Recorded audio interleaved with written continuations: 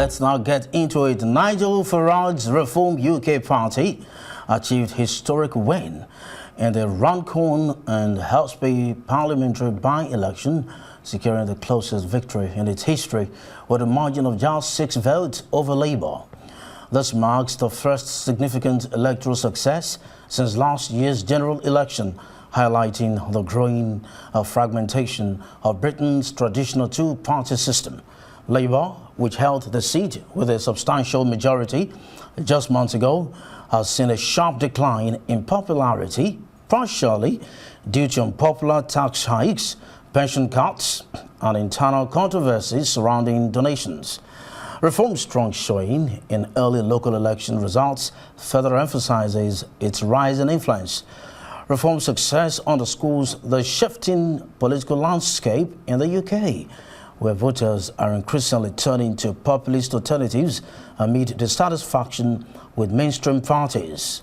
Sarah Potton, who claims the Runcorn seat, celebrated her party's triumph while drawing attention to Labour's faltering position. In other races, Reform came close to toppling Labour in key areas, including North Tyneside and Doncaster, while former Conservative Minister Andrew Jenkins secured the mayoralty of Greater Lancashire. That's talking about the mayor's seat. My biggest reflections, John, are your briefing that Labour were going to win a few hours ago. Well, they thought they were at one point. Well, they clearly did. Whether we'd won by 6 or lost by 6, I was going to come to this count, support our candidate. And as I say, winning's obviously fantastic, but just think about the swing, think about the change. This is heartland Labour Party. Their vote has collapsed, and much of it's come to us. And that does away with the sort of media narrative that somehow it's just us versus the Conservatives. It's not. This is a whole different politics. Loss of confidence in the Labour Party, and no one knows what the Prime Minister really stands for. A sense that somehow in this very patriotic constituency, the Labour Party doesn't really stand for those values anymore.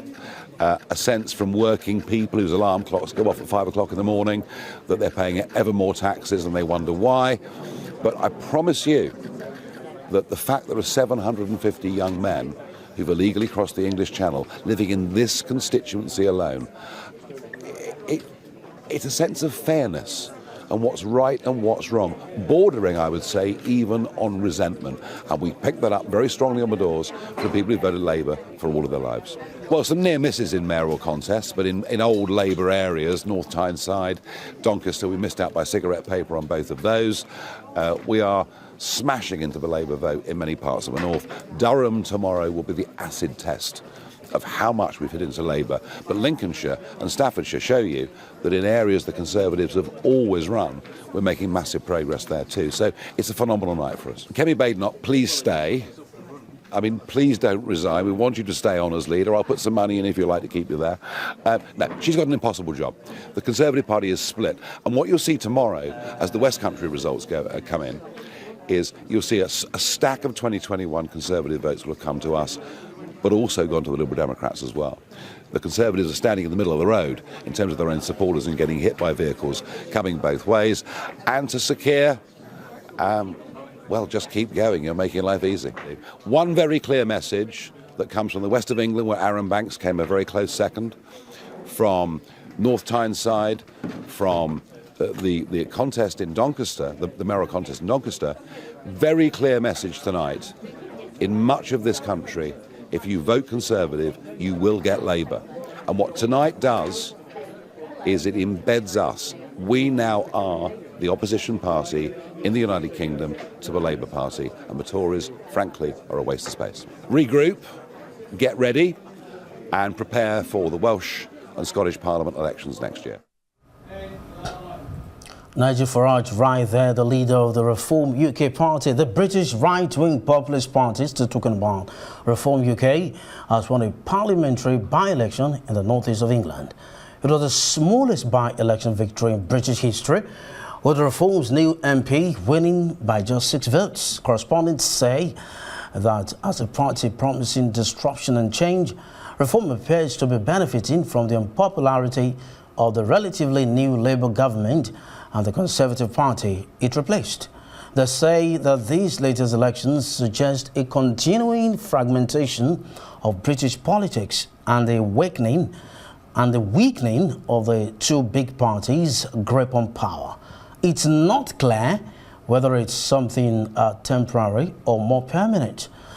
Reform is a party of Nigel Farage, who led the Brexit campaign that took the UK out of the European Union. And I do hereby declare that Sarah Joanne Pochin is duly elected as a Member of Parliament for the Runcorn and Helsby constituency. Enough is enough. Enough Tory failure, enough Labour lies. And I want to thank every one of you who were brave enough to put a cross against my name on the ballot paper. Think about the swing. Think about the change. This is Heartland Labour Party. Their vote has collapsed and much of it's come to us. And that does away with the sort of media narrative that somehow it's just us versus the Conservatives. It's not. This is a whole different politics. No one knows what the Prime Minister really stands for. A sense that somehow in this very patriotic constituency, the Labour Party doesn't really stand for those values anymore. A sense from working people whose alarm clocks go off at 5 o'clock in the morning that they're paying ever more taxes and they wonder why. But I promise you that the fact that there are 750 young men who've illegally crossed the English Channel living in this constituency alone, it's a sense of fairness and what's right and what's wrong, bordering, I would say, even on resentment. And we picked that up very strongly on the doors for people who voted Labour for all of their lives. Joining us now for more on these stories is a RISE international analyst, Dr. Marek Laskiewicz, who joins us from London. Hi, Doctor. Thank you for joining us on The World. Well, good afternoon, yeah. Nigel Farage's Reform Party carried the day at the just concluded by-election. What does this mean for the Labour Party and the Tories? Well, there are three things to note. First and foremost, Reform has inherited the mantle of the protest vote, which used to always go to Liberal Democrats and after that for some time to the Greens. And what's happening now, he is seen as the other vote to vote for when you're dissatisfied with one of the two main parties. Number two, the fact that he has now risen to prominence, the Reform Party, is of course a signal to Labour, especially that its policies, some along the line, have failed to connect with the electorate. I'm thinking here of the winter fuel cut payments to the pensioners and so on.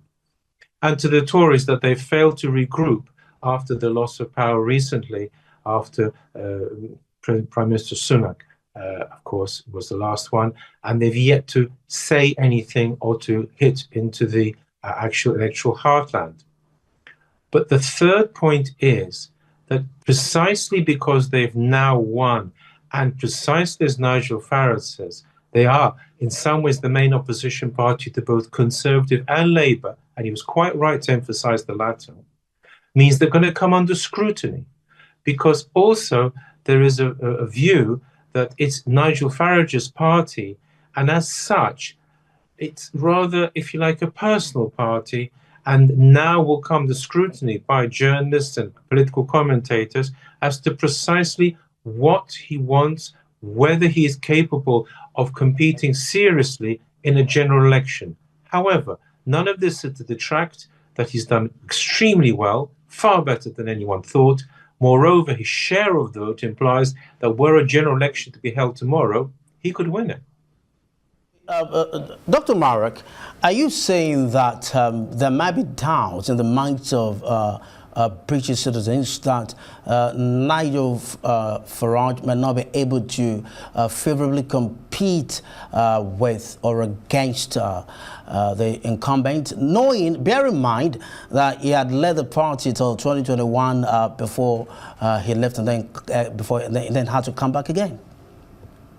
Yes, because to be honest, there is a problem with Sir Keir Starmer, is that it is unclear quite what his role is. You see, it's assumed Labour won't cut things for pensioners, but he has done so. It's assumed that he's in favor of the working class and so on, but this doesn't come across. And therefore, there is this feeling that Labour is losing its way, and this is what Nigel Farage is capitalising on. So yes, to that extent, he is now a competitor, but please note, it means he's going to come under intense scrutiny, him and his policies. So then, is it safe to say this is a wake-up call for the Labour Party, or not much is going to change, bearing in mind, yet again, that Nigel Farage will have to come under intense scrutiny? Yes, the key problem for Labour is they really have to get their act together.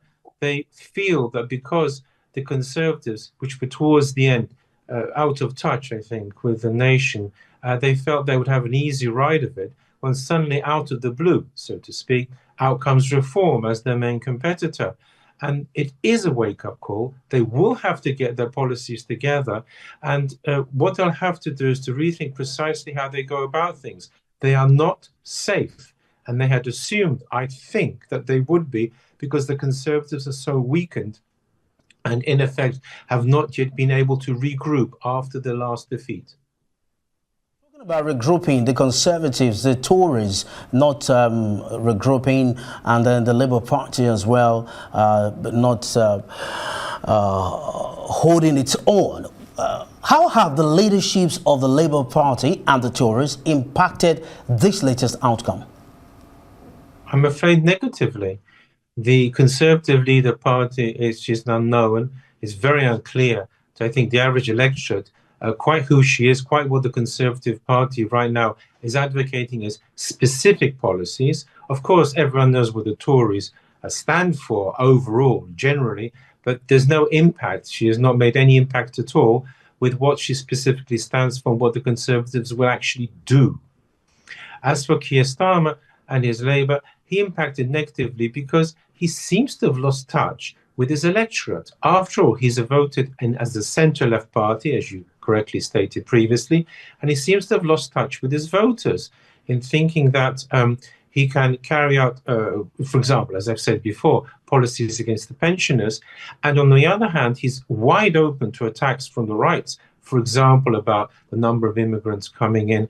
And Nigel Farage has succeeded in effect in taking advantage of his failure with his own supporters and his failure, as it were, as a patriotic Englishman.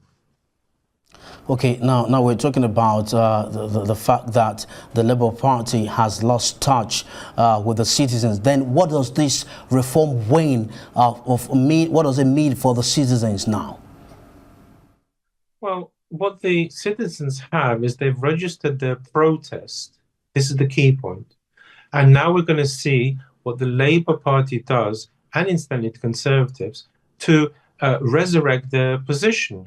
And this is clearly a warning shot across the bows that unless they get their act together, Farage, who for so long has been deprecated as the fourth leader, an alternative Tory as it were, is now actually succeeded in hitting across the spectrum on the left wing. And it is by no means impossible he could win the subsequent general election. And therefore, they have to get their act together, both Labour and Conservative, if they continue to be running a two-horse race, as has been for so long. Okay, now, come August 2029, or before then, latest August 2029, the citizens in the UK will be going back to the polls for a general election. How can the Reform UK Party ride on this leverage to win the next national election? The clear thing they have to do is when they formulate their policies to make sure that their policies actually do come across to the electorate. In short, by constantly emphasizing them, improving them, honing down, and above all, if Reform UK is to win, it has to seize votes not only from Tories, as de facto it has been doing up till now, but also from Labour supporters. And this is a very clear opportunity for Nigel Farage, who, judging, for example, by what he said today, is well aware of the possibilities, and I presume is now going to be working on them with his fellow members. You call it an opportunity for Nigel Farage. Okay. Are we approaching the end of a two-party system in the UK? Hard to say at present. You see, what Nigel Farage has done is he's got a protest vote. To turn that into real power was something that eluded the Liberal Democrats for decades. I stress the word, not years, decades. And the Greens also failed to actually capitalize on it. And therefore, what Nigel Farage has to do is to turn his party into a vehicle which can actually take power. And that is a further step. And therefore, that's what he's going to be working on in the next few years. And as we stand right now, it is a threat, it is a possibility, but it's by no means assured because of the failure of previous third parties. Interesting. What a great possibility. 15 political parties in all in the UK. Out of 15, 2 had been prominent for years. Perhaps this is the welcome party for a third political party. Thank you very much indeed, Dr. Marek Laskiewicz, for joining us on The World.